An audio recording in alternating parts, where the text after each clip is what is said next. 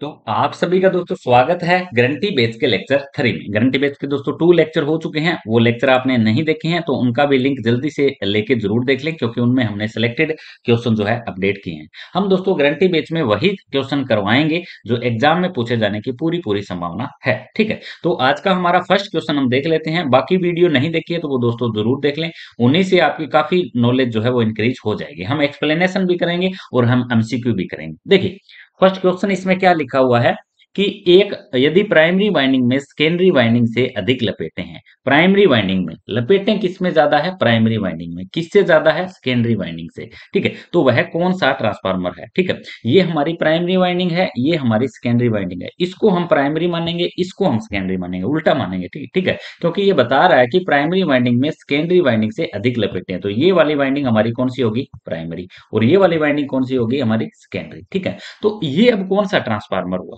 तो ये हमारा हुआ स्टेप डाउन ट्रांसफार्मर। इसको कौन सा बोलेंगे? Step down transformer. ऐसा एक फिगर दिखा देंगे या ऐसे पूछ लेंगे कि ये निम्नलिखित में से जो डायग्राम दिया गया है उनमें से हमारा स्टेप डाउन ट्रांसफार्मर कौन सा है। अब देखिए दोस्तों, इस ट्रांसफार्मर को इधर से सप्लाई देंगे तो ये स्टेप डाउन है, इधर से सप्लाई देंगे तो ये स्टेप अप है।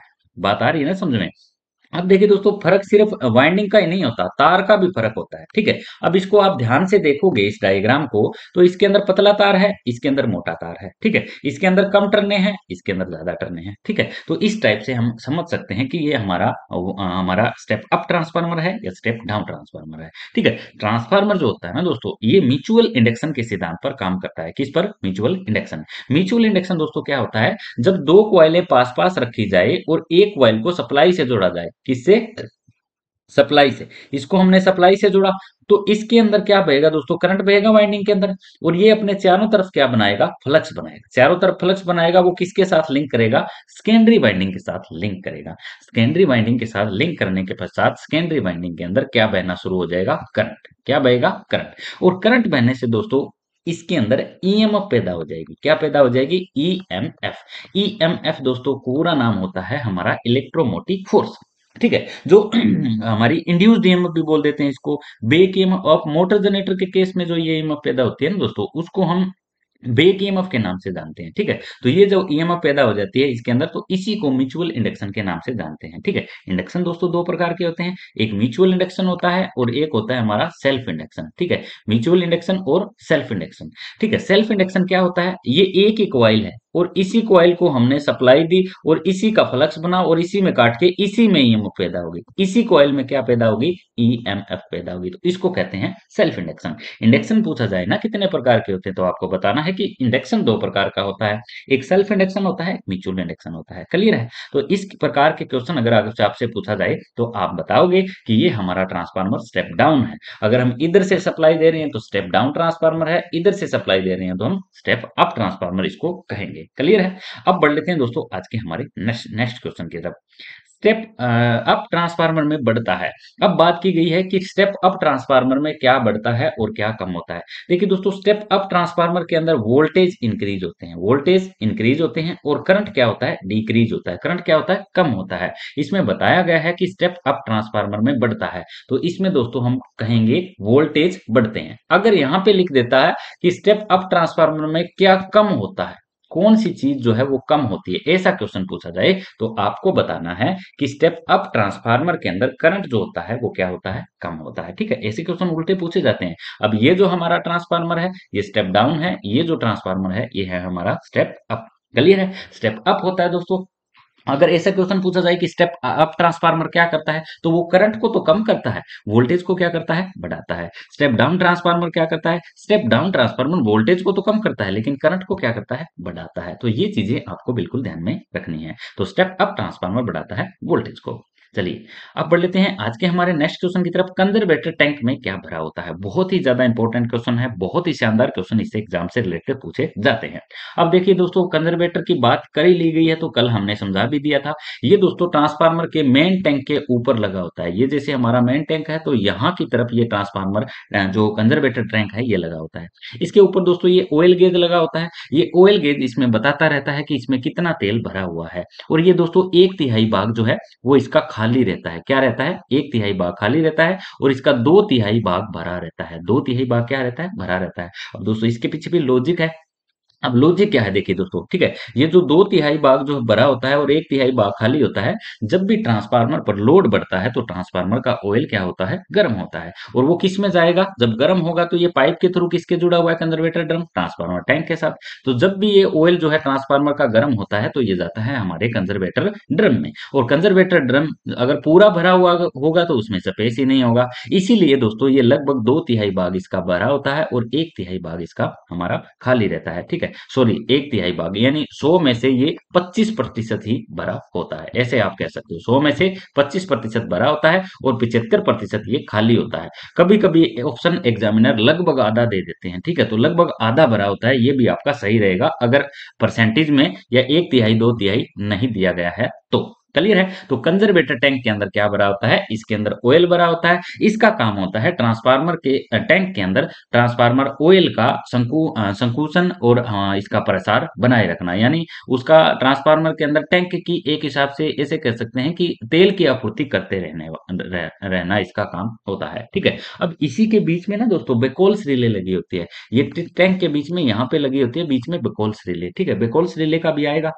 ठीक है। तो ये जब क्या होता है ना कि जब ये मान लो ट्रांसफार्मर का कंजर्वेटर ड्रम का सारा तेल मान लो ट्रांसफार्मर टैंक में चला गया, ठीक है, तो ट्रांसफार्मर के पावर हाउस के अंदर ट्रांसफार्मर की रिले आ जाएगी, ठीक है, ओवल्टीसी रिले बोलते हैं उसको। वो रिले आने के बाद क्या होगा, जब तक ट्रांसफार्मर ऑपरेट नहीं होगा तब तक आप इसमें तेल नहीं डालोगे। क्लियर है, ठीक है। ये बात होने के बाद आपको अच्छे से समझ में आ गया कि कंजर्वेटर टैंक जो है वो क्या होता है, इसमें क्या भरा होता है और ये कहाँ पे जुड़ा होता है। अब थोड़ा सा दोस्तों एक मैग्नेटिक लाइन से क्वेश्चन है, बहुत ही शानदार और बहुत ही इंपॉर्टेंट क्वेश्चन है।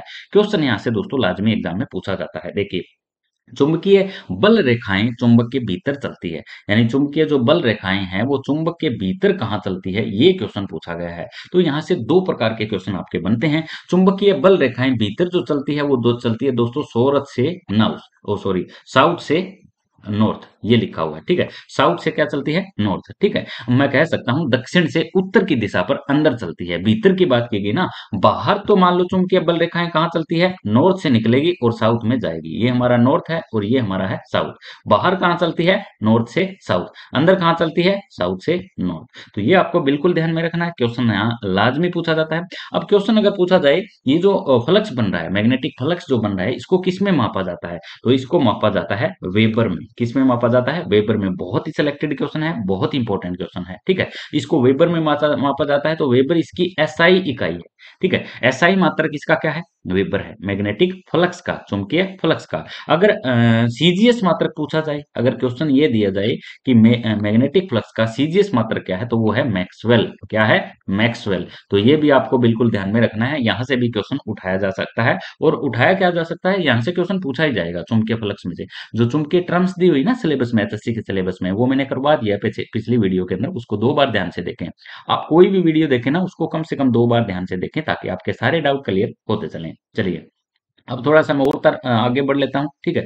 आगे लिखा हुआ है डिस्ट्रीब्यूशन ट्रांसफार्मर की सेकेंडरी वाइंडिंग जुड़ी होती है। यहाँ पे दोस्तों बात कर ली गई है डिस्ट्रीब्यूशन ट्रांसफार्मर की सेकेंडरी वाइंडिंग। अब सेकेंडरी वाइंडिंग दोस्तों कौन सी होगी, जो हमारे घरों में होगी। अब ये कौन सा ट्रांसफार्मर है, डिस्ट्रीब्यूशन। अब डिस्ट्रीब्यूशन ट्रांसफार्मर की सेकेंडरी वाइंडिंग की बात की गई तो ये जुड़ी होती है स्टार के अंदर। किसमें जुड़ी होती है, स्टार। स्टार के अंदर जुड़ेगी तभी तो दोस्तों हमें न्यूट्रल मिलेगा, तभी तो हमारे घरों में क्या पहुंचेगी, सप्लाई पहुंचेगी। ये मान लो 3 फेज ट्रांसफार्मर है, ठीक है। इसकी ये वाली वाइंडिंग होती है ना, ये इस तरीके से शॉर्ट कर देते हैं, इस तरीके से यहाँ से आउटपुट ले लेते हैं और यहाँ से न्यूट्रल पॉइंट ले लेते हैं। ये हमारा जो शॉर्ट करके जो पॉइंट आता है इसको हम न्यूट्रल पॉइंट कहते हैं, ठीक है। जब भी डिस्ट्रीब्यूशन ट्रांसफार्मर की सेकेंडरी वाइंडिंग को हम स्टार में कनेक्टेड करते हैं तो हमें क्या प्राप्त हो जाता है, न्यूट्रल प्राप्त हो जाता है, ठीक है। और इसी से हम क्या ले लेते हैं, हमारी जो है न्यूट्रल, ठीक है। अब दोस्तों ये हमारा आर फेज है, ये हमारा वाई फेज है, ये हमारा बी फेज है, ये हमारा हो जाता है न्यूट्रल, ठीक है। तो इस प्रकार से डिस्ट्रीब्यूशन ट्रांसफार्मर की सेकेंडरी वाइंडिंग को हम जोड़ते हैं स्टार में। अब मान लो डेल्टा में जोड़ दें, ठीक है। डेल्टा वाला कनेक्शन मैं एक बार दिखा देता हूं आपको, है ना,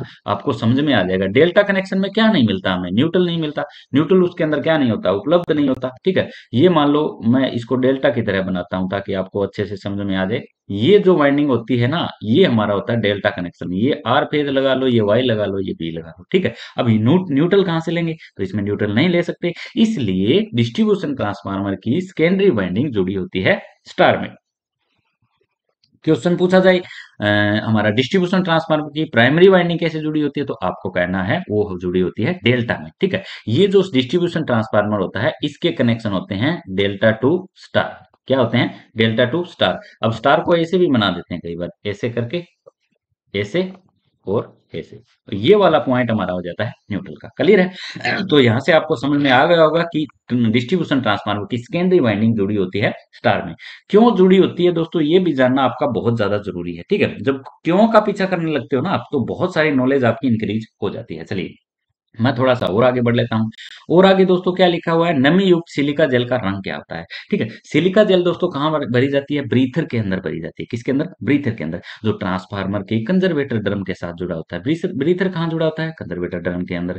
प्योर सिलिका जेल का रंग क्या होगा? नीला होगा। खराब सिलिका जेल का रंग क्या होगा? गुलाबी होगा। सिलिका जेल को ठीक कैसे करते हैं? तो धूप में सुखा देते हैं या इसको गर्म भी कर सकते हैं। अब जब मान लो बहुत ज्यादा धुंध आई हुई है, तो उस टाइम तो रोशनी हमें नहीं मिलेगी ना। धुंध आने के कारण जो प्रकाश है या दोस्तों जो रोशनी है वो नहीं मिलेगी। ठीक है, हीट इनको नहीं मिलेगी, ये हीट पे काम करती है, इनको हीट दो ये ठीक हो जाती है। ठीक है, तो अगर क्वेश्चन पूछा जाए नमी युक्त सिलिका जल का रंग क्या होगा, तो नमी युक्त जिसके अंदर नमी है, नमी है तो इसका रंग होता है गुलाबी।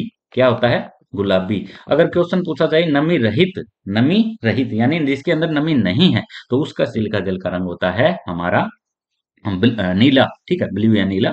और ये जो पार्ट होता है दोस्तों, ये जुड़ा होता है ऊपर कंजर्वेटर ड्रम के साथ। ठीक है, इसको पूरा भरते हैं सिलिका जेल से। ठीक है, जब भी दोस्तों ये नीचे से एयर लेता है, ठीक है, जो ट्रांसफार्मर के हमारे कंजर्वेटर ड्रम में जाती है। अब देखिए दोस्तों, ट्रांसफार्मर कंजर्वेटर के अंदर तेल भरा हुआ है, उसके अंदर मान लो नमी आ गई, तो नमी आ गई तो दोस्तों उसको नमी को सोखने के लिए उसको क्या चाहिए? प्योर हवा चाहिए, शुष्क हवा चाहिए, ड्राई एयर चाहिए उसको। ठीक है, तो ये क्या करता है, इसको ड्राई हवा भेजता रहता है। और ट्रांसफार्मर के अंदर अगर छोटी मोटी नमी आई हुई है, थोड़ी बहुत नमी आई हो, तो वो उसको क्या करता रहता है? ठीक करता रहता है। तो ये हमारा होता है ब्रीथर, ये भरा होता है सिलिका जेल से, या कई बार कैल्शियम क्लोराइड भी बोल देते हैं। ये हमारा जुड़ा होता है कंजर्वेटर ड्रम से। क्लियर है? तो अब बढ़ लेते हैं दोस्तों नेक्स्ट क्वेश्चन की तरफ। अब नेक्स्ट जो क्वेश्चन दिया हुआ है दोस्तों बहुत ज्यादा शानदार है। एसी ट्रांसमिशन लाइन में लाइन के दोनों सिरों पर फेज वोल्टेज में अंतर का क्या कारण है? ठीक है, अब ये भी फेज वोल्टेज है, ये भी है, ये भी है, ये हमारा है न्यूट्रल। फेज वोल्टेज किसे कहते हैं? ये क्वेश्चन बहुत बार पूछा जाता है पॉलीफेज में। ठीक है, फेज वोल्टेज किसे कहा जाता है? तो फेज वोल्टेज एक फेज और एक न्यूट्रल, ये हमारा मान लो न्यूट्रल है, ये आर फेज है, ये वाई फेज है, ये हमारा है बी फेज। एक फेज और एक न्यूट्रल के बीच मापी जाने वाली वोल्टेज को फेज वोल्टेज कहा जाता है। क्लियर है? अगर पूछा जाए हमारी जो है वो वोल्टेज, लाइन वोल्टेज किसे कहते हैं? तो दो फेजों के बीच, एक ये फेज एक ये फेज, इन दो फेजों के बीच वोल्ट मीटर लगा के हमने वोल्टेज मापी, तो इसको हम क्या कहेंगे? लाइन वोल्टेज कहेंगे। अब लाइन करंट किसे कहेंगे? दो फेजों पर मापी जाने वाली करंट को क्या कहेंगे? Line current. अगर पूछा जाए फेज करंट किसे कहते हैं, तो एक फेज और एक न्यूट्रल के बीच मापी जाने वाली करंट को क्या कहेंगे? हमारे लाइन और फेज करंट। क्लियर है? तो ये क्वेश्चन आपको ध्यान से पढ़ लेना, क्वेश्चन एग्जाम में लाजमी पूछा जाएगा। एसी ट्रांसमिशन लाइन में लाइन के दोनों सिरों पर फेज वोल्टेज के अंतर को क्या कहते हैं? तो इसमें इसको अंतर क्यों हो जाता है? ये लाइन रिएक्टेंस के कारण अंतर हो जाता है, लाइन रिएक्टेंस के कारण। क्योंकि दोस्तों ये तार है, ये वायर है, ये वायर है, ये आपसी इंडक्टेंस बनाता है अपना अपना। ठीक है, तो किसी का इंडक्टेंस कम हो जाता है, किसी का ज्यादा हो जाता है, तो लाइन के रिएक्टेंस के कारण जो है इनके अंदर थोड़े बहुत वोल्टेज जो है फ्लक्चुएशन मिलती है। इसके अंदर कुछ वोल्टेज, इसके अंदर कुछ वोल्टेज और इसके अंदर कुछ वोल्टेज। तो यही बात इसमें समझाई गई है। चलिए अब बढ़ लेते हैं दोस्तों नेक्स्ट क्वेश्चन की तरफ। ट्रांसफार्मर में इनपुट सप्लाई से संयोजित वाइंडिंग होती है। क्वेश्चन पूछा गया है कि ट्रांसफार्मर में जो इनपुट सप्लाई से सप्लाई जोड़ी जाती है उसको किस नाम से जाना जाता है? उसको दोस्तों प्राइमरी वाइंडिंग के नाम से जाना जाता है।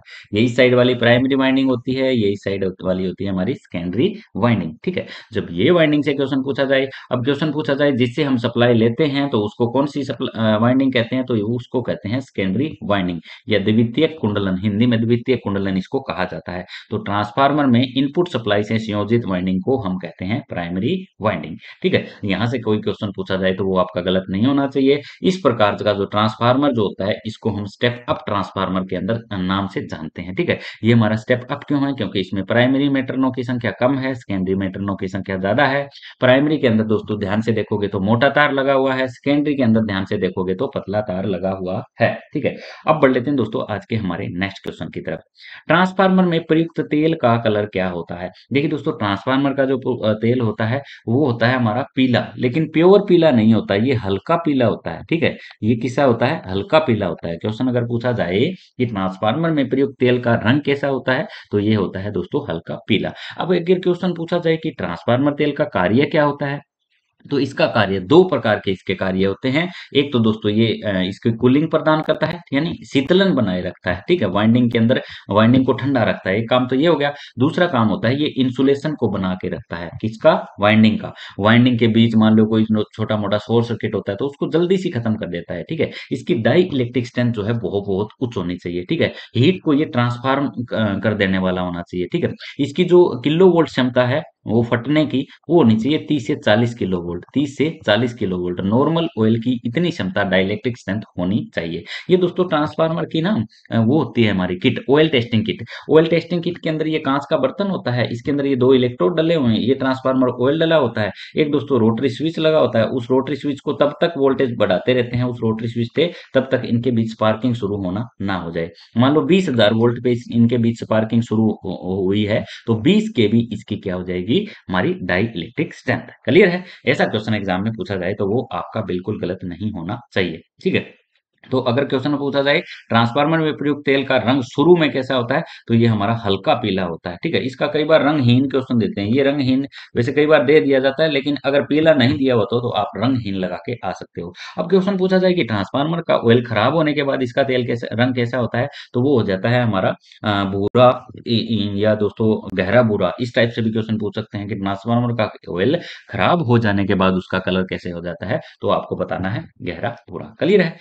उसके बाद देखिए दोस्तों नेक्स्ट क्वेश्चन क्या लिखा हुआ है, ट्रांसफार्मर तेल के प्रसार व संकुचन को समायोजित करने के लिए लगा रहता है। तो उसके अंदर क्या लगा रहता है? कंजर्वेटर ड्रम लगा होता है। क्या लगा होता है? हमारा राइट ऑप्शन रहेगा बी, कंजर्वेटर ड्रम। तेल के प्रसार यानी तेल प्रसार करेगा तो कंजर्वेटर ड्रम में आएगा, ठीक है। संकुचन करेगा तो ये कंजर्वेटर टैंक में, हमारे मेन टैंक में जाएगा, ठीक है। तो ये ट्रांसफार्मर का फालतू तेल हो गया तो उसको लेता है, ट्रांसफार्मर में तेल की जरूरत पड़गी तो उसको देता है। तो कंजर्वेटर ड्रम का कार्य होता है मेन टैंक में या ट्रांसफार्मर में ट्रांसफार्मर ऑयल को जो है प्रसार और संकुचन को बनाए रखना।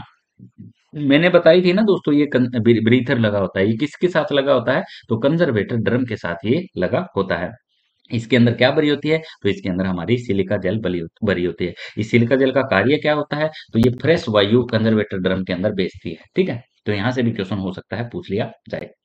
स्टेप अप ट्रांसफार्मर कम करता है। अब क्वेश्चन यहाँ से पूछा गया है स्टेप अप ट्रांसफार्मर कम करता है, तो कम क्या करता है? तो यहाँ पे देंगे, मान लो हम ऐसे कह देंगे वोल्टेज कम करता है, ठीक है। तो ये तो बात हो ही जाती है कि स्टेप अप ट्रांसफार्मर है किसी प्रकार का, तो वो कम क्या करेगा? वोल्टेज को कम करेगा। सॉरी सॉरी सॉरी, मैंने यहाँ पे गलत बता दिया। स्टेप अप ट्रांसफार्मर जो है वो वोल्टेज को स्टेप अप ट्रांसफार्मर वोल्टेज को तो क्या करेगा? बढ़ाएगा। वोल्टेज को क्या करेगा? बढ़ाएगा। लेकिन करंट को ये क्या करेगा? कम करेगा। तो स्टेप अप ट्रांसफार्मर वोल्टेज को बढ़ाता है और करंट को क्या करता है? कम करता है। तो इसका राइट ऑप्शन हमारा हो जाएगा option B. Step up transformer जो है वोल्टेज को इंक्रीज करता है और करंट को क्या करता है? डिक्रीज करता है। तो यहां से क्वेश्चन बनेगा हमारा स्टेप अप ट्रांसफार्मर जो है वोल्टेज को बढ़ाता है और करंट को क्या करता है? कम करता है। तो इसका राइट ऑप्शन हमारा हो जाएगा ऑप्शन बी। ये दोस्तों हमारी कोर है। अब ऐसा एग्जाम्पल पूछा जाए कि ये किस प्रकार का ट्रांसफार्मर है, तो आप बताओगे ये हमारा कोर टाइप ट्रांसफार्मर है। तीन प्रकार के ट्रांसफार्मर होते हैं बनावट के आधार पे। बनावट के आधार पे मैं बताऊं आपको तो सबसे पहले कोर टाइप होता है, फिर सेल टाइप होता है, फिर बेरी टाइप होता है। ये तीन प्रकार के दोस्तों ट्रांसफार्मर होते हैं जिनको बहुत बार एग्जाम में पूछा जाता है, ठीक है। तो पैरा विद्युत करंट या वोल्टेज के फार्म फैक्टर निम्न में से हैं। इनके फार्म फैक्टर जो है ना दोस्तों वो ये है 1.11, ठीक है। ये आप नॉर्मली याद रखें क्योंकि इसको एक्सप्लेन करेंगे तो टाइम बहुत लग जाएगा। इसको आपको नॉर्मली याद रखना है। करंट और वोल्टेज के फॉर्म फैक्टर को कहते हैं 1.1, ठीक है। आगे 4 कभी कभी लगा देते हैं, कभी कभी नहीं भी लगाते, तो ये आपको ध्यान में रखना है। अब थोड़ा सा दोस्तों और आगे बढ़ते हैं। हमारा ट्रांसफार्मर कोर किस लिए लेमिनेटेड होती है? ट्रांसफार्मर कोर है, ये कोर आपको दिखाई गई है कि किस लिए लेमिनेटेड होती है, ठीक है। तो ये दोस्तों होती है एडी करंट लॉस को कम करने के लिए। क्या होती है? एडी करंट लॉस को कम करने के लिए। अब एडी करंट लॉस क्या होता है दोस्तों? एक हीट होती है, एक व्यर्थ की गर्मी होती है जिससे हमारा ट्रांसफार्मर जल सकता है, ठीक है। तो देखिए दोस्तों ये कोर होती है, इनको आपस में इंसुलेटेड करके या वार्निश करके इनको आपस में फिट कर देते हैं। इसका मतलब दोस्तों ये होता है कि इस एक पत्ती का करंट इसी में रहे, ठीक है। मैग्नेटिक फ्लक्स तो सभी में चले, मैग्नेटिक फ्लक्स क्या है, पूरे अंदर चले, लेकिन इसका करंट जो है, इस पत्ती का करंट है ना दोस्तों, वो इसमें ना जाए, इसलिए इनके बीच में वार्निश लगा देते हैं। ठीक है, तो इसमें मान लो इनके बीच वार्निश वीक हो गया तो कौन सी लॉस बढ़ जाएगा, एडी करंट लॉस बढ़ जाएगा। इन पत्तियों को छोटा करने की बजाय मोटा मोटा कर दी, इनकी मोटाई मान लो 0.3 इतनी रखी जाती है, 0.35 से 0.50। ये क्वेश्चन बहुत बार पूछा गया है। ठीक है, अब इनकी इसमें बढ़ा के मैंने 0.80 कर दी, तो इनका क्या बढ़ जाएगा, इसका एडी करंट लॉस बढ़ जाएगा। ठीक है, क्योंकि अब पत्ती क्या हो चुकी है, मोटी हो चुकी है, और उसमें करंट क्या बहेगा, ज्यादा बहेगा। ठीक है, जिसके कारण हमारा ट्रांसफार्मर हीट हो जाएगा, वाइंडिंग को क्या कर देगा, जला देगा। ठीक है, तो इसीलिए ट्रांसफार्मर कोर को लेमिनेटेड करके बनाया जाता है।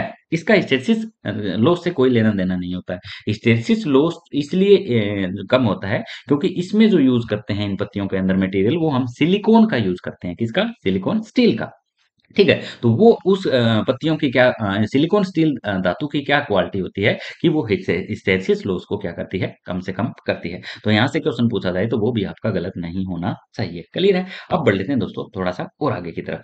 चलिए, ठीक है, लेक्चर दोस्तों काफी मजेदार है, आपको बहुत ध्यान से सीखना है ये। ठीक है, ठीक है, आपको क्योंकि एग्जाम में अगर क्वेश्चन पूछा जाए तो वो आपका गलत ना हो। इंसुलेशन प्रतिरोध में मापा जाता है। इंसुलेशन प्रतिरोध जो होता है दोस्तों, वो किस में मापता है, तो वो मापता है दोस्तों हमारे, राइट ऑप्शन बी रहेगा, मेगा ओम में। क्योंकि दोस्तों ये एक मेगा ओम मीटर है। क्या है ये, मेगा ओम मीटर है। इसकी दोस्तों यहाँ पे जो होती है ना स्केल, वो इन्फिनिटी पे होती है, अनंत पे। ठीक है, और यहाँ पे जो स्केल होती है वो होती है दोस्तों इसकी 0 पे। अगर क्वेश्चन पूछा जाए मेगा ओम मीटर की शुरुआती रेंज क्या होती है, तो ऊपर ऑप्शन दिया जाएगा अनंत। अनंत को कहते हैं इन्फिनिटी। अगर क्वेश्चन पूछा जाए कि मेगर की अंतिम स्केल पर क्या रीडिंग अंकित होती है, तो आप कहोगे अंतिम स्केल पर 0 अंकित होता है। देखिए, ये क्वेश्चन पूछा जा चुका है कॉम्पिटिटिव एग्जाम में, तो आपको बिल्कुल ध्यान में इसको पढ़ना है। ठीक है, अब ये हमारा किस प्रकार का मेगर मीटर है, तो इसको बोलेंगे एनालॉग मेगर मीटर। ठीक है, क्या बोलेंगे, एनालॉग मल्टीमीटर। क्योंकि दोस्तों एनालॉग किसे कहते हैं, जिसमें पॉइंटर और स्केल हो, जो डिजिट में शो करें नंबरों को, तो वो हमारे होते हैं डिजिटल मेगर मीटर। ठीक है, वो भी आते हैं, लेकिन इसको कहेंगे हम एनालॉग ओम मेगर मीटर। ठीक है, क्लियर है। तो ये किसमें मापता है, राशि को मेगा ओम में मापता है। ठीक है, सबसे पहले ओम होती है दोस्तों, फिर हमारी किलो ओम होती है। किलो ओम से बड़ी इकाई कौन सी होती है, उसको बोलते हैं मेगा ओम। तो ये हमारी 3 प्रकार की राशियां जो है होती है, तो आपको बिल्कुल इसको ध्यान से पढ़ना है। अब बढ़ लेते हैं हमारे नेक्स्ट क्वेश्चन की तरफ। ट्रांसफार्मर का में कौन सा भाग सर्वाधिक तापित होता है, तो ट्रांसफार्मर के अंदर जो भाग होता है ना दोस्तों सबसे ज्यादा, तो वो वाइंडिंग हीट होती है। ट्रांसफार्मर के अंदर सबसे हीट होने वाला भाग कौन सा होता है, उसको कहते हैं ट्रांसफार्मर वाइंडिंग। ठीक है, ये जैसे हमारा 3 फेज ट्रांसफार्मर है, इसको बोलेंगे 3 फेज ट्रांसफार्मर कोर टाइप। ये हमारा कोर टाइप है। ठीक है, जिसमें एक ही वाइंडिंग लगी हो और बीच में वाइंडिंग कर रखी है। ठीक है, तो उसको बोलेंगे कोर टाइप। एक होता है दोस्तों shell type. Shell type transformer ऐसा होता है, ठीक है, ऐसे। ठीक है, इसके अंदर यहाँ पे वाइंडिंग करते हैं, ये बाहर वाली सारी कोर है। ठीक है, तो इस प्रकार के ट्रांसफार्मर को कहते हैं बेरी टाइप। अब कोर जो टाइप ट्रांसफार्मर होता है ना, उसके अंदर फ्लक्स लीकेज सबसे ज्यादा होता है, क्योंकि दोस्तों उसके अंदर कोर लगी हुई है चारों तरफ। ठीक है, वाइंडिंग के चारों तरफ क्या लगी हुई है, कोर लगी हुई है। ठीक है, उसको लीकेज फ्लक्स ज्यादा होता है उसमें। ठीक है, ये जो है हमारा, इसको बोलते हैं हम हमारा कोर कोर टाइप। ये हमारा कोर टाइप हो गया। एक होता है दोस्तों हमारा सेल टाइप, एक होता है हमारा बेरी टाइप। ठीक है, तो 3 फेज ये हमारा ट्रांसफार्मर हो जाता है कोर टाइप। तो इसके स्पेशल टॉपिक में मैं आपको लेके आऊंगा सारी वीडियो, उसमें 3 प्रकार के ट्रांसफार्मर समझाऊंगा मैं, वो बहुत इंपॉर्टेंट है, वहां से क्वेश्चन एग्जाम में पूछे भी जाते हैं, कोर टाइप, सेल टाइप और बेरी टाइप। ठीक है, अब बढ़ लेते हैं दोस्तों हमारे नेक्स्ट क्वेश्चन की तरफ।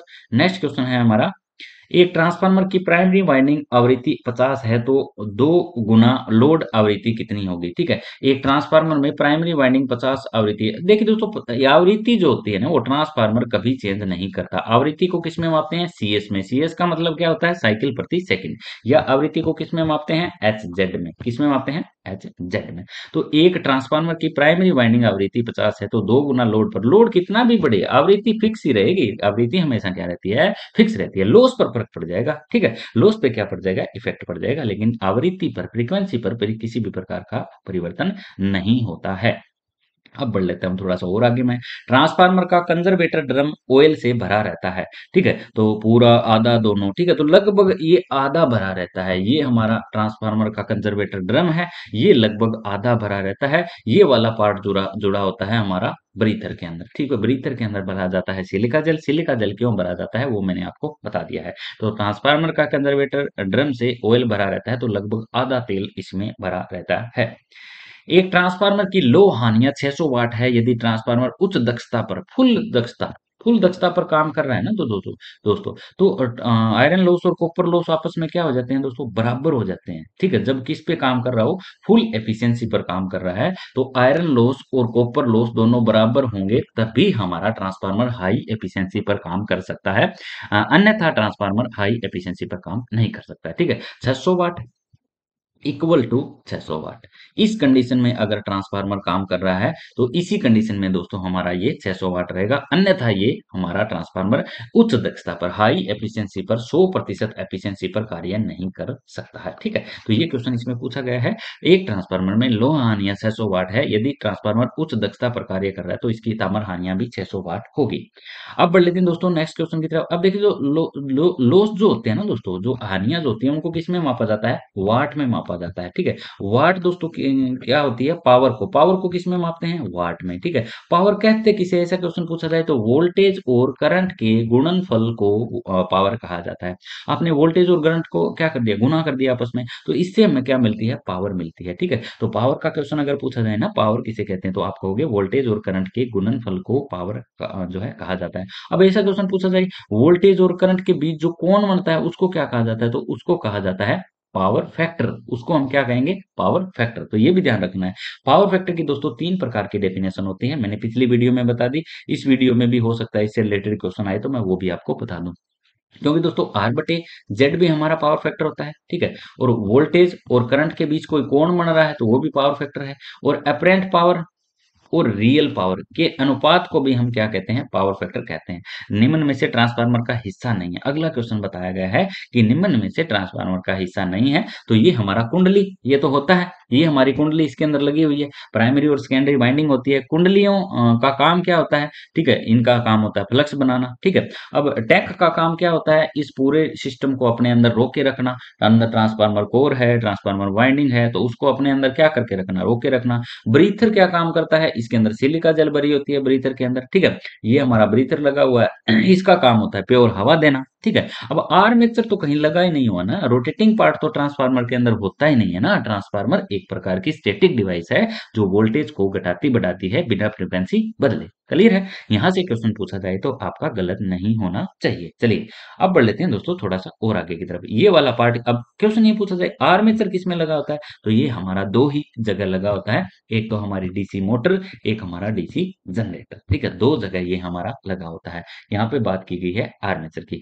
आर्मेचर जो लगा होता है वो डीसी मोटर और जनरेटर के ऊपर लगा होता है। आर्मेचर के अगर पार्ट पूछे जाए तो आर्मेचर के ऊपर सबसे पहला पार्ट लगा होता है पूरा आर्मेचर, दूसरा होता है आर्मेचर शाफ्ट, तीसरा होता है आर्मेचर वाइंडिंग। आर्मेचर वाइंडिंग दो प्रकार से की जाती है, एक हमारी लेप वाइंडिंग होती है, एक हमारी वेव वाइंडिंग होती है। नंबर 4 पे पूछा जाए तो आर्मेचर के ऊपर होती है स्लोट। स्लोट जो होती है वो तीन प्रकार की होती है, हमारी close type slot, open type slot और सेमी क्लोज टाइप स्लोट यानी अर्ध खुली स्लोट। ठीक है, पांचवें प्रकार के पार्ट की मैं बात करूं तो इसके ऊपर लगा होता है कम्यूटेटर। क्या लगा होता है, कम्यूटेटर। कम्यूटेटर का काम क्या होता है, एसी सप्लाई को डीसी में बदलना। क्लियर है, तो ये चीजें आपको अच्छे से समझनी है ताकि ट्रांसफार्मर से रिलेटेड कोई क्वेश्चन पूछा जाए या मोटर जनरेटर से रिलेटेड कोई क्वेश्चन पूछा जाए तो वो आपका गलत ना हो। ट्रांसफार्मर टैंक में रखे जाने वाला मुख्य भाग है। अब ट्रांसफार्मर टैंक के अंदर जो मुख्य भाग कौन सा है वो पूछा गया है। ठीक है, तो इसका राइट ऑप्शन हमारा नीचे आएगा डी, ये वाला। ट्रांसफार्मर के अंदर मुख्य रखे जाने वाला भाग ना तो बुशिंग है, ना तो नट है, ना तो ब्रीथर है, इसका मेन भाग इसमें पूछा गया तो वो हो जाएगा हमारा वाइंडिंग।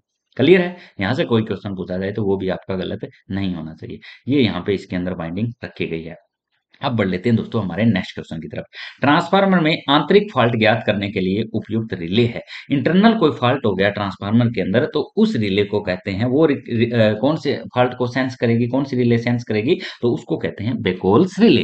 बेकोल्स रिले के अंदर दो प्रकार के स्विच लगे होते हैं, जो हमारे मरकरी स्विच होते हैं, जो गैस ऑपरेटेड स्विच होते हैं। कौन से ऑपरेटेड, गैस ऑपरेटेड। उनके अंदर दोस्तों गैस भरी होती है। गैस कौन सी भरी होती है, मरकरी भरी होती है। अब मरकरी का काम ये होता है, अगर वो ठंडी अवस्था में है तो इंसुलेटर का काम करती है, अगर वो गर्म हो जाती है तो वो काम करती है कंडक्टर का। तो ये चीजें आपको बिल्कुल ध्यान में रखनी है। तो जब भी ट्रांसफार्मर के अंदर कोई इंटरनल फॉल्ट होता है तो ऑयल हीट होता है। ऑयल हीट होता है तो वो किसके अंदर जाएगा? वो हमारा बेकोल्स रिले के अंदर जाएगा। बेकोल्स रिले के अंदर मरकरी भरी हुई है, मरकरी से भरे हुए दो स्विच लगे हुए हैं। वो स्विच क्या हो जाएंगे? गर्म हो जाएंगे। गर्म हो जाएंगे तो उनके अंदर मरकरी भरी हुई है, तो मरकरी भरने के कारण वो स्विच गर्म होने के कारण वो ऑपरेट हो जाएंगे। ऑपरेट हो जाएंगे तो वो ट्रांसफार्मर का या तो अलार्म देंगे या ट्रांसफार्मर को ट्रिप कर देंगे। क्लियर है? तो यहाँ से क्वेश्चन पूछा जाए तो वो भी आपका बिल्कुल गलत नहीं होना चाहिए।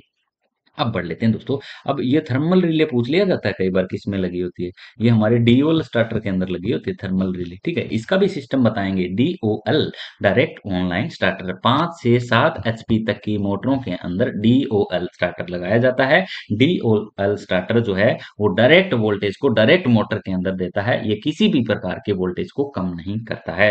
अगर क्वेश्चन पूछा जाए स्टार डेल्टा स्टार्टर क्या काम करता है, तो स्टार डेल्टा स्टार्टर जो है वो मोटर के अंदर जब मोटर को स्टार में चलाते हैं तो वो वोल्टेज लगभग 58% वोल्टेज मोटर को देता है। यानी 270 वोल्टेज या 280 वोल्टेज के लगभग जो है 440 में से मोटर को देता है। बाकी वोल्टेज एक बार रख लेता है। ठीक है, क्योंकि मोटर को स्टार्ट भी तो करना होता है ना। तो मोटर जब स्टार्ट हो जाती है तो तब हम लगा देते हैं उसको डेल्टा के अंदर। जब डेल्टा के अंदर ये चल जाता है तो तब डायरेक्ट 440 के 440 वोल्ट जो है वो मोटर को मिलने शुरू हो जाते हैं। ठीक है, तो आपसे क्वेश्चन पूछा जाए कि कौन सा स्टार्टर वोल्टेज स्टार्टिंग में वोल्टेज को कम करके देता है, तो आप कहोगे स्टार डेल्टा स्टार्टर जो है वो मोटर को स्टार्टिंग के अंदर कम वोल्टेज देता है। अब बढ़ लेते हैं दोस्तों थोड़ा सा और आगे की तरफ।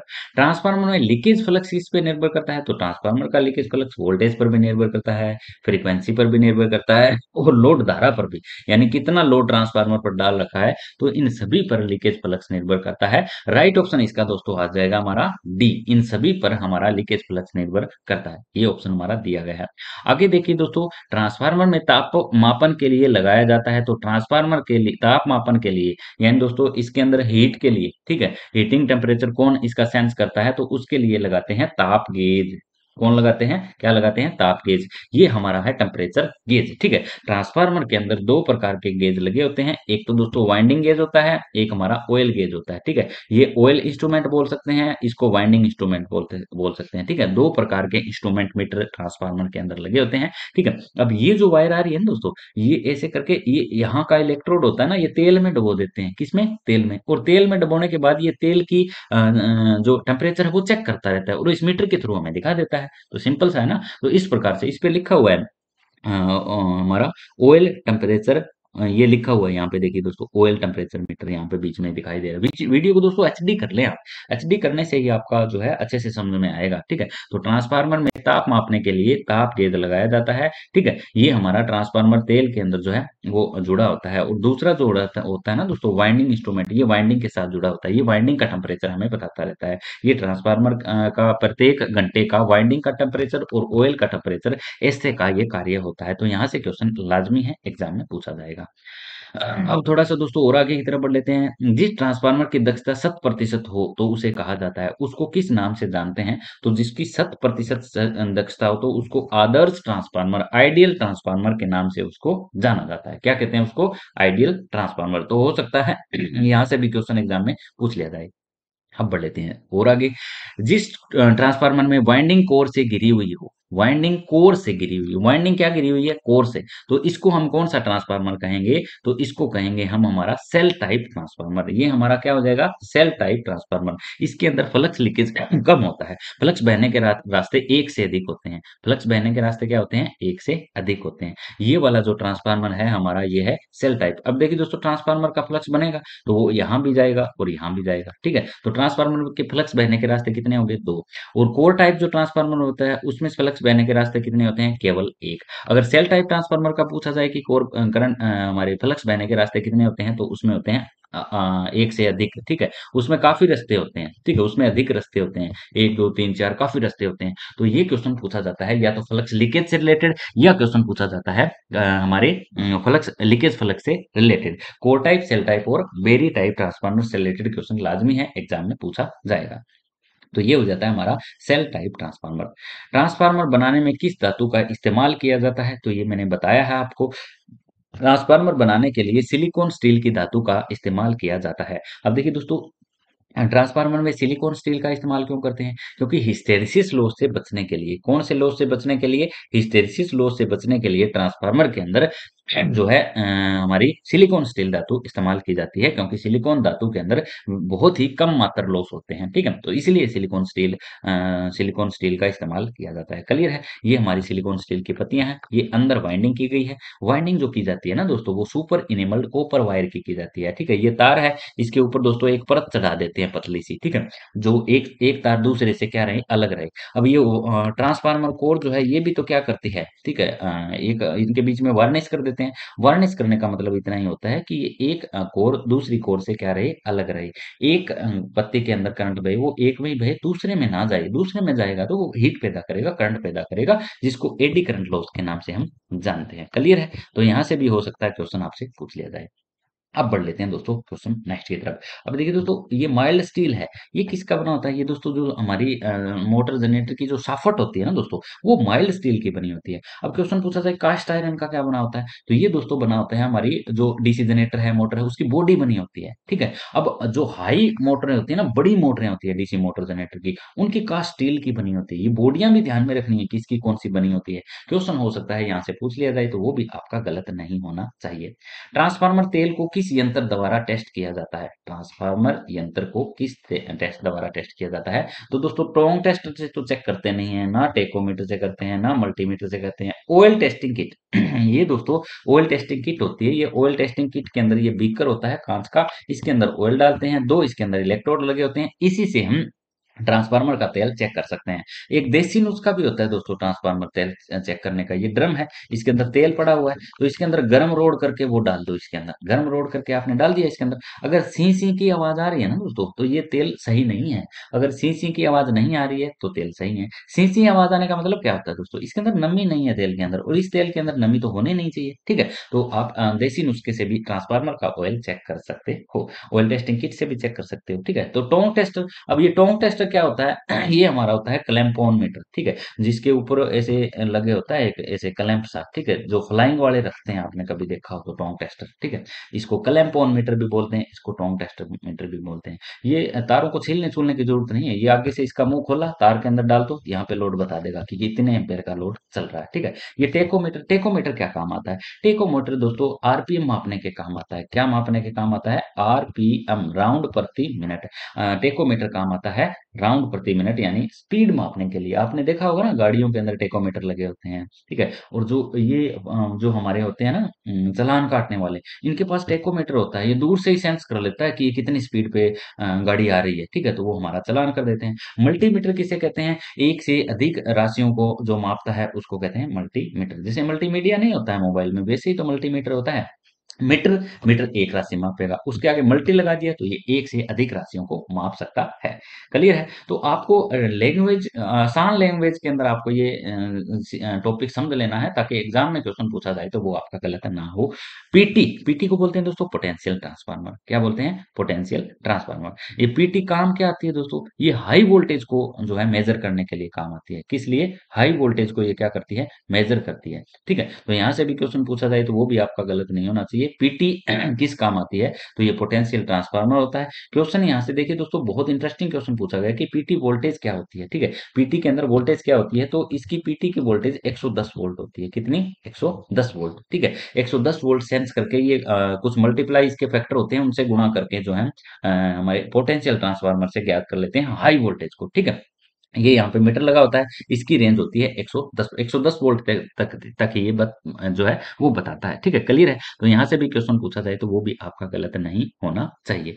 तो क्वेश्चन अलग अलग हिसाब से दोस्तों पूछे जाते हैं आपसे, ठीक है? पीटी का पूरा नाम क्या है? पीटी कहाँ लगाई जाती है, ठीक है? तो ये ट्रांसमिशन लाइन के अंदर ही लगाएंगे ना। पीटी कहाँ लगाएंगे? जब हमें हाई वोल्टेज सेंस करने, हाई वोल्टेज हम कहाँ चेक करेंगे? तो ट्रांसमिशन के अंदर ही तो चेक करेंगे ना। सीटी कहाँ लगाई जाती है? वो करंट ट्रांसफार्मर होता है, ठीक है? उसकी रेंज 0.5 भी होती है, 0.10 भी दे देते हैं आजकल, ठीक है? 0.10 भी दे देते हैं, तो इस प्रकार उनकी रेंज होती है। सीटी को कहा जाता है करंट ट्रांसफार्मर, पीटी को कहा जाता है potential transformer. High current measure करने के लिए, हाई वोल्टेज मेजर करने के लिए। क्लियर है? अब बढ़ लेते हैं दोस्तों नेक्स्ट क्वेश्चन की तरफ। अगला क्वेश्चन है, निम्न में से कौन सा भाग ट्रांसफार्मर का नहीं है। यहाँ से क्वेश्चन पूछा गया है कि कौन सा भाग ट्रांसफार्मर का नहीं है, तो यहाँ से इसका राइट ऑप्शन दोस्तों बनता है जैसे कि दिखाया गया है। जो ऑयल गेज होता है ट्रांसफार्मर के अंदर, ब्रीथर भी होता है, थर्मामीटर भी होता है, हाइड्रोमीटर ट्रांसफार्मर के अंदर नहीं होता, जैसे कि ये डायग्राम दिखाया गया है। हाइड्रोमीटर ट्रांसफार्मर के अंदर नहीं होता है। ये हाइड्रोमीटर किस काम आता है? बैटरी, जो हमारी घर में लेड एसिड बैटरी होती है ना, जिसके अंदर प्लेटें होती है, जिसके अंदर तनुगंधक का अम्ल भरा होता है, ये हमारी पॉजिटिव प्लेटें होती है, PbO2 की बनी होती है, ठीक है। तो ये काम करता है स्पेसिफिक ग्रेविटी चेक करने के लिए। ये हाइड्रोमीटर काम करता है बैटरी की स्पेसिफिक ग्रेविटी चेक करने के लिए। क्लियर है?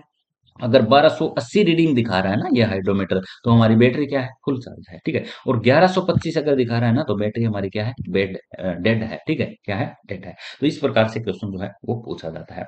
अब बढ़ लेते हैं दोस्तों हमारे नेक्स्ट क्वेश्चन की तरफ। एक्टिव पावर और अपेरेंट पावर के अनुपात को क्या कहा जाता है? एक्टिव पावर दे दी, ठीक है, और अपेरेंट पावर दे दी, ठीक है। तो इस पावर फैक्टर के अनुपात को कहा जाता है पावर फैक्टर। इसके दोनों के अनुपात को हम क्या कह देंगे? पावर फैक्टर, ठीक है।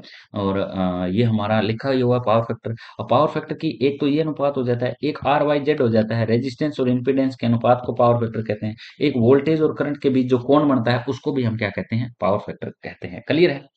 तो यहाँ से भी क्वेश्चन हो सकता है, पूछ लिया जाए। ऑटो ट्रांसफार्मर का प्रयोग किया जाता है, तो ऑटो ट्रांसफार्मर का प्रयोग जो है वो कहाँ पे किया जाता है? बहुत ही शानदार क्वेश्चन बनता है, बहुत ज्यादा बार एग्जाम में पूछा ही गया है, ठीक है। वोल्टेज स्टेबलाइजर के अंदर दोस्तों इसका यूज करते हैं, वोल्टेज वेरिएशन के अंदर भी दोस्तों इसका यूज करते हैं, इंडक्शन मोटर स्टार्टर के अंदर भी इसका यूज करते हैं, ठीक है। जो हमारा ऑटो ट्रांसफार्मर होता है ना, उसके अंदर दोस्तों ये हमारा लगा होता है, ठीक है, स्टार्टर, ठीक है। ऑटो ट्रांसफार्मर का प्रयोग किया जाता है, तो ऑटो ट्रांसफार्मर स्टार्टर नाम से भी दोस्तों ये आता है, ठीक है। ये प्राइमरी वाइंडिंग है, ये सेकेंडरी वाइंडिंग है, सेकेंडरी वाइंडिंग में से ये टैपिंग निकाली, अब यहाँ से यहाँ वोल्टेज लेंगे कम होगी, यहाँ से यहाँ वोल्टेज लेंगे वो ज्यादा होगी, यहाँ से यहाँ वोल्टेज लेंगे वो और से ज्यादा होगी, यहाँ से यहाँ वोल्टेज लेंगे वो उससे ज्यादा होगी, ठीक है। तो ऑटो ट्रांसफार्मर का प्रयोग वोल्टेज स्टेबलाइजर में, वोल्टेज वेरिएशन में, इंडक्शन मोटर स्टार्टर के अंदर किया जाता है। इन सभी जगह ऑटो ट्रांसफार्मर का प्रयोग किया जाता है। ऑटो ट्रांसफार्मर किस सिद्धांत पर काम करता है पूछा जाए, तो ये सेल्फ इंडक्शन के सिद्धांत पर काम करता है। किस पर? सेल्फ इंडक्शन के। अब बढ़ लेते हैं दोस्तों थोड़ा सा और आगे की तरफ। ट्रांसफार्मर में ताप मापने के लिए लगाया जाता है। तापमान मापने के लिए कर चुके हैं ना हम, क्या लगाते हैं? ताप गेज लगाते हैं। ये हमारा एक ताप गेज लगा हुआ है, ये दूसरा है, एक वाइंडिंग के टेम्परेचर को बताता है, एक हमारा ऑयल के टेम्परेचर को बताता है, ठीक है। ऐसे का काम होता है, पर घंटे इनको नोट करते हैं, ठीक है। ये हमारा हो जाता है ऑयल, ये हो जाता है हमारा वाइंडिंग। क्लियर है? अब बढ़ लेते हैं दोस्तों थोड़ा सा और आगे की तरफ। ट्रांसफार्मर में सुरक्षा रिले, बहुत ही शानदार क्वेश्चन है, बहुत ही इंपॉर्टेंट क्वेश्चन है। ट्रांसफार्मर के अंदर सुरक्षा रिले कहाँ होती है? सुरक्षा रिले का कहाँ होती है, ऐसे लिखना चाहिए था, ठीक है। ये सुरक्षा रिले कौन सी होती है, ऐसा भी क्वेश्चन पूछा जा सकता है। तो सुरक्षा रिले जो होती है दोस्तों, वो होती है हमारी बेकोल्स रिले। ये क्या है? एक ट्रांसफार्मर के सर्किट ब्रेकर की तरह काम करती है। सुरक्षा रिले ट्रांसफार्मर में किस तरीके से काम करती है? सर्किट ब्रेकर की तरह। ये बेकोल्स रिले लगी होती है हमारे कंजर्वेटर टैंक और मेन टैंक के बीच में। अब बढ़ लेते हैं दोस्तों नेक्स्ट क्वेश्चन की तरफ। ट्रांसफार्मर की रेटिंग किसमें व्यक्त की जाती है? बहुत ही शानदार क्वेश्चन बनता है, बहुत ही ज्यादा बार ये क्वेश्चन पूछा जा चुका है, ठीक है। ट्रांसफार्मर की रेटिंग किसमें लेते हैं, अल्टरनेटर की रेटिंग किसमें लेते हैं? तो ये क्वेश्चन ना काफी हर एक एग्जाम में आपको देखने को मिलेगा। अभी जो आपका एग्जाम होगा, जैसे लाइनमैन का होगा, एसए का होगा, तो उसमें या तो अल्टरनेटर की रेटिंग पूछ लेंगे कि अल्टरनेटर की रेटिंग किसमें ली जाती है, ठीक है। या पूछा जाएगा ट्रांसफार्मर की रेटिंग किसमें ली जाती है। तो ये सभी प्रकार की रेटिंग आपको याद होनी चाहिए, ठीक है। अल्टरनेटर की भी रेटिंग हम केवीए में बोल देते हैं, ठीक है। जैसे मैं बात करूं डीसी जनरेटर की रेटिंग किसमें लेते हैं, तो वो लेते हैं केडब्ल्यू में। केडब्ल्यू को बोलते हैं किलोवाट, ठीक है। और इसका कई कई बार एमडब्ल्यू दे देते हैं, मेगावाट में भी लेते हैं, ठीक है। अगर क्वेश्चन पूछा जाए डीसी जनरेटर की रेटिंग किसमें ली जाती है, तो वहां पे आपको बताना है किलोवाट और मेगावाट के अंदर। बैटरी की रेटिंग बहुत बार क्वेश्चन पूछा जाता है। बैटरी की रेटिंग किसमें ली जाती है, तो एम्पेयर हावर के अंदर। ये क्वेश्चन बहुत इंपॉर्टेंट है, ठीक है, इसको नोट करके रखें, ठीक है। डीसी मोटर और एसी मोटर की पूछ लीजिए, डीसी मोटर और एसी मोटर की रेटिंग किसमें लेते हैं, तो उनकी लेते हैं एचपी के अंदर, ठीक है। एचपी ना देंगे तो क्या देंगे? किलोवाट देंगे, ठीक है। तो यहां से भी आपको ध्यान में रखना है। अगर क्वेश्चन पूछा जाए फ्यूज या एमसीबी की रेटिंग किसमें लेते हैं, तो एम्पेयर के अंदर लेते हैं। किसके अंदर? एम्पेयर के अंदर। बहुत इंपॉर्टेंट क्वेश्चन है, ये सिलेक्टेड क्वेश्चन है, यहाँ से क्वेश्चन फंसेंगे ही फंसेंगे। अल्टरनेटर की रेटिंग किसमें लेते हैं, तो जैसे हमारी ट्रांसफार्मर की रेटिंग केवीए में लेते हैं ना, वैसे ही अल्टरनेटर की रेटिंग भी हम किसमें लेते हैं? केवीए के अंदर लेते हैं। क्लियर है? तो यहाँ से भी हो सकता है क्वेश्चन पूछ लिया जाए, तो वो भी आपका बिल्कुल गलत नहीं होना चाहिए। अब क्वेश्चन पूछा जाए ट्रांसफार्मर की रेटिंग किसमें ली जाती है, तो एक तो केवीए ऑप्शन दे दिया जाएगा, कई बार एमवीए दे देते हैं, वो भी हमारा सही होता है, वो भी हमारा गलत नहीं होता है, ठीक है। केवीए या एमवीए दिया जाए तो वो भी हमारा क्या नहीं होगा, गलत होगा, ठीक है, गलत नहीं होगा। उसके बाद क्वेश्चन पूछा जाए कि गीजर या ओवन की रेटिंग किसमें ली जाती है, तो उनकी लीटर में ली जाती है। उनकी किसमें ली जाती है, लीटर की। कौन से की, हमारे ओवन या गीजर की, ठीक है। तो ये बहुत सारे इंपॉर्टेंट क्वेश्चन थे जो मैंने आपको बताए हैं अभी। इनमें से क्वेश्चन अगर पूछा जाए रेटिंग से रिलेटेड तो वो आपका गलत नहीं होना चाहिए। अब बढ़ लेते हैं दोस्तों थोड़ा सा और आगे की तरफ। ये क्वेश्चन हो चुका है ना, इसको अच्छे से समझना आपको, इसमें से क्वेश्चन ज्यादा बार एग्जाम में पूछे जाते हैं। ट्रांसफार्मर की वाइंडिंग किस नाम से जानते हैं, ठीक है। क्वेश्चन ट्रांसफार्मर की वाइंडिंग किस नाम से जो है जानी जाती है। यहाँ ट्रांसफार्मर की बात नहीं की पूछी गई कि कौन से ट्रांसफार्मर की, ठीक है। तो ट्रांसफार्मर के अंदर कौन सी वाइंडिंग होती है, प्राइमरी और सेकेंडरी होती है। ट्रांसफार्मर के अंदर कौन सी वाइंडिंग होती है, प्राइमरी और सेकेंडरी। तो ट्रांसफार्मर की वाइंडिंग को किस नाम से जानते हैं, प्राइमरी और सेकेंडरी। ना तो स्टार्टिंग होती है ना रनिंग होती है। स्टार्टिंग और रनिंग वाइंडिंग किस में होती है, सीलिंग फैन में होती है हमारी। कौन से, जो घरों में छत का पंखा घूमता है ना, उसके अंदर स्टार्टिंग वाइंडिंग होती है, एक रनिंग वाइंडिंग होती है, ठीक है। और जो हमारी 3 फेज की इंडक्शन मोटर होती है उसके अंदर भी स्टार्टिंग और रनिंग वाइंडिंग होती है। उसके सीरीज और शंट, ये वाइंडिंग डीसी मोटर या तो डीसी मोटर में होगी या डीसी जनरेटर के अंदर होगी। ऐसा क्वेश्चन भी एग्जाम में कई बार पूछा जाता है। ओपन सर्किट टेस्ट द्वारा ट्रांसफार्मर की कौन सी हानि ज्ञात की जाती है, ये बहुत बार क्वेश्चन पूछा जाता है ओपन टेस्ट से। ओपन टेस्ट का मतलब है दोस्तों, जब भी ये आगे से ओपन कर दिया ना तो समझो लो क्षति ज्ञात कर रहे हैं। कौन सी, लो हानियां। लो हानियां को बोलते हैं आयरन लॉस। कौन से, आयरन लॉस, ठीक है। ओपन कर दिया तो हम कौन से ज्ञात कर रहे हैं, आयरन लॉस। अगर इनको शॉर्ट कर दिया आगे से, कौन से ज्ञात कर रहे हैं, कॉपर लॉस। ये दोनों के दोनों लॉस ज्ञात करने हैं, ठीक है। ये जो वोल्ट वाट मीटर है दोस्तों, यही तो लॉस बताता है। वोल्ट मीटर के कनेक्शन होते हैं पैरेलल में, एम्पेयर मीटर के कनेक्शन होते हैं सीरीज में, वाट मीटर के कनेक्शन होते हैं पैरेलल में। क्योंकि वाट मीटर के अंदर दोस्तों एक तो पीसी होती है, एक सीसी होती है। पीसी का पोटेंशियल कॉइल, ठीक है, pressure coil, sorry pressure coil. और सीसी का current coil. CC current coil है तो वो किस में जुड़ेगी, सीरीज में, ठीक है। ये नीचे वाली कॉइल है ना दोस्तों, जो नीचे ब्लैक वाली दिख रही है ये हमारी सीसी है। सीसी को बोलते हैं करंट कॉइल। ऊपर वाली कौन सी है, पीसी। पीसी को जोड़ते हैं पैरेलल में, ठीक है, जैसे कि जुड़ी हुई है। एक सॉरी एक वाट मीटर के अंदर दो प्रकार की कॉइल होती है, एक पीसी होती है, एक सीसी होती है। अगर क्वेश्चन पूछा जाए ओपन सर्किट में कौन सा टेस्ट ज्ञात किया जाता है, तो आप कहोगे ओपन सर्किट के अंदर आयरन लॉस ज्ञात किए जाते हैं। अगर क्वेश्चन पूछा जाए शॉर्ट सर्किट टेस्ट के अंदर कौन से लॉस ज्ञात करते हैं, तो आप बताओगे शॉर्ट सर्किट के अंदर जो है हम कॉपर लॉस ज्ञात करते हैं। क्लियर है। अब बढ़ लेते हैं दोस्तों थोड़ा सा और आगे की तरफ। ऑटो ट्रांसफार्मर किस सिद्धांत पर काम करता है, तो हम कर चुके हैं। ऑटो ट्रांसफार्मर सेल्फ इंडक्शन के सिद्धांत पर काम करता है। एक ही कॉइल होती है, उसी को सप्लाई देते हैं, उसी में से सप्लाई लेते हैं, ठीक है। ये सप्लाई दे दी और इधर से सप्लाई ले लेंगे, ठीक है। इसी का फ्लक्स बनेगा, इसी को काटेगा, इसी में ईएमएफ पैदा होगी। क्लियर है। इसको बोलते हैं सेल्फ इंडक्शन, ठीक है। म्यूचुअल इंडक्शन में दो कॉइल होगी, एक प्राइमरी वाइंडिंग होगी, एक हमारी सेकेंडरी वाइंडिंग होगी। इसको सप्लाई देंगे, इसमें फ्लक्स बनेगा, ये इसके साथ लिंक करेगा, इसके अंदर ईएमएफ पैदा हो जाएगी। क्लियर है। तो इस प्रकार से सेल्फ और म्यूचुअल इंडक्शन दो प्रकार के हमारे इंडक्शन होते हैं। अब बढ़ लेते हैं दोस्तों थोड़ा सा और आगे की तरफ। ट्रांसफार्मर का आउटपुट वोल्टेज इनपुट वोल्टेज से अधिक है। क्वेश्चन पूछा गया है बहुत इंटरेस्टिंग, थोड़ा सा लैंग्वेज घुमाई गई है कि ट्रांसफार्मर का आउटपुट वोल्टेज इनपुट वोल्टेज से अधिक है। अब आपको सिर्फ नोट इतना करना है कि आउटपुट वोल्टेज क्या है, ज्यादा है। ये वाले वोल्टेज जो है वो क्या है, ज्यादा है। ये वाले वोल्टेज जो है वो क्या है, कम है। तो कौन सा ट्रांसफार्मर हुआ, ठीक है। ये आपको कमेंट बॉक्स के अंदर बताना है, ठीक है। वैसे तो मैंने बता ही दिया है आपको, ये क्वेश्चन जो है आंसर इसका कमेंट बॉक्स के अंदर रिप्लाई करना है। अब बढ़ लेते हैं नेक्स्ट क्वेश्चन की तरफ। एक पावर हाउस में ऑपरेटर का ट्रांसफार्मर का डेस्क के बाद तापमान नोट करता है। 1 घंटे के बाद नोट करता है, 2 घंटे के बाद नोट करता है, 12 घंटे या 24 घंटे। तो एक पावर हाउस के अंदर जो ऑपरेटर काम करता है उसका काम होता है पर घंटे इन मीटर की रीडिंग लेते रहना। इन मीटर के द्वारा वाइंडिंग का टेम्परेचर कितना है, ठीक है, हमारा इसका टेम्परेचर, कॉइल का टेम्परेचर कितना है, तो ये पर घंटे रीडिंग इनका नोट करना काम होता है। किसका, हमारे पावर हाउस के अंदर किसका काम होता है, ये दोस्तों ये होता है हमारा ऑपरेटर का काम, ठीक है। तो यहां से भी हो सकता है क्वेश्चन पूछ लिया जाए, तो वो भी आपका गलत नहीं होना चाहिए, ठीक है। क्वेश्चन दोस्तों एग्जाम में कहीं से भी कैसे भी घुमा के पूछे जा सकते हैं, तो वो आपके बिल्कुल गलत नहीं होना चाहिए। अब देखते हैं दोस्तों नेक्स्ट क्वेश्चन की तरफ। नेक्स्ट क्वेश्चन है हमारा, निम्न में से कौन सा कथन सत्य है। यहाँ कथन सत्य कौन सा है वो आपको पहचानना है। तो कथन सत्य कौन सा होगा, प्रतिरोध करंट में बाधा डालता है। अब ये कथन तो सभी को पता है ना, प्रतिरोध क्या करता है, करंट में बाधा ही डालता है। जेड प्रतिबाधा है, बिल्कुल प्रतिबाधा। जेड को इम्पीडेंस कहते हैं और ओम में मापते हैं। जेड को क्या कहते हैं, इम्पीडेंस। इम्पीडेंस को किस में मापते हैं, ओम में। करंट हमेशा कठिन रास्ते से चलता है, नहीं नहीं भाई, करंट हमेशा आसान रास्ते से चलता है, ठीक है। तो यही लाइन तो असत्य है, इसकी सत्य नहीं है, मतलब असत्य है। पावर को वाट में मापते हैं, बिल्कुल मापते हैं। पावर को किस में मापते हैं, वाट में। ये भी बात सही है। तो ये तीसरी लाइन है ना दोस्तों, ये हमारी क्या है, गलत है। तो करंट हमेशा आसान रास्ते से चलता है, ठीक है, करंट हमेशा क्या चलता है, आसान रास्ते से चलता है। अब बढ़ लेते हैं थोड़ा सा और आगे की तरफ। ट्रांसफार्मर जिन सिरों पर सप्लाई देंगे वह कहलाती है। जिन सिरों पर सप्लाई हम क्या कर रहे हैं, दे रहे हैं, और उन सिरों का पूछा गया है कि उन सिरों को क्या कहा जाता है, तो राइट ऑप्शन हमारा रहेगा बी। ट्रांसफार्मर के जिन सिरों पर सप्लाई हम दे रहे हैं तो प्राइमरी वाइंडिंग है, जिन सिरों से सप्लाई ले रहे हैं तो वो हमारी है सेकेंडरी वाइंडिंग, जिसको एसडब्ल्यूजी के नाम से जाना जाता है। सॉरी, एसडब्ल्यूजी नहीं, एसडब्ल्यू ओनली। एसडब्ल्यूजी क्या हो जाता है वैसे, एसडब्ल्यूजी हो जाता है दोस्तों standard wire gauge. Standard wire gauge का माप होता है 0 से लेके 36 तक, 0 से लेके 36 तक के जो वायर होते हैं उनको मापते हैं, ठीक है। अब दोस्तों ज्वाइंट भी आपको करने पड़ेंगे।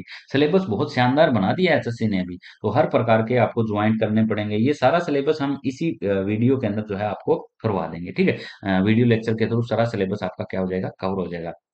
क्लैंप ऑन मीटर में कौन सा ट्रांसफार्मर उपयोग लाया जाता है? क्लैंप ऑन मीटर के अंदर ट्रांसफार्मर पूछा गया है तो ऑटो ट्रांसफार्मर यूज करते हैं, ठीक है। इसके अंदर क्लैंप ऑन मीटर के अंदर कौन सा ट्रांसफार्मर लगाते हैं, ठीक है। तो इसको बोलेंगे ऑटो ट्रांसफार्मर नहीं, सॉरी, करंट ट्रांसफार्मर। इसके अंदर कौन सा लगाते हैं, सीटी लगाते हैं, ठीक है, सीटी, करंट ट्रांसफार्मर, ठीक है। ये हमारी एक टाइप से सीटी का काम करती है। फ्लाइंग वाले यही तो रखते हैं, छापा मार के लोड डायरेक्ट ही चेक कर लेते हैं, ठीक है। उनको तार तोड़ के कनेक्शन करने की जरूरत नहीं रहती। तो इसके अंदर हम सीटी ट्रांसफार्मर का यूज करते हैं, हम करते हैं करंट ट्रांसफार्मर का यूज, ठीक है। ऑटो ट्रांसफार्मर यहाँ पे गलत हो जाएगा, ठीक है। विभवांतर मतलब होता है दोस्तों पीटी, जिसको पोटेंशियल ट्रांसफार्मर कहते हैं, जो हाई वोल्टेज को मापने का काम आता है।